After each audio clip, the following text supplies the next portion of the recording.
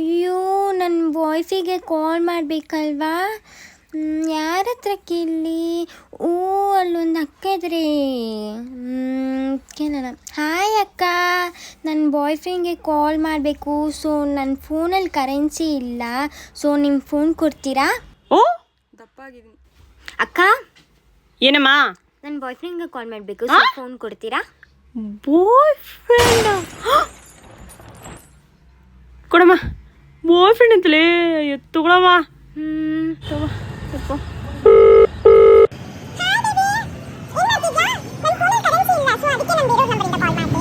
ಅವರು ನಿನ್ನ ಪಟಾಯಿಸೋ ಥರ ಇದ್ದಾರೆ. ಅದೋಡಿ ಏನು ಹೇಳ್ತಿದ್ದಳು? ಸ್ವಲ್ಪ ಹುಷಾರಾಗಿರು. ಆಮೇಲೆ ನಂಬರ್ ಬ್ಲಾಕ್ ಮಾಡಿದ್ರು. ನಾನು ಕಾಲ್ ಮಾಡ್ತೀನಿ. Bye. I love you honey.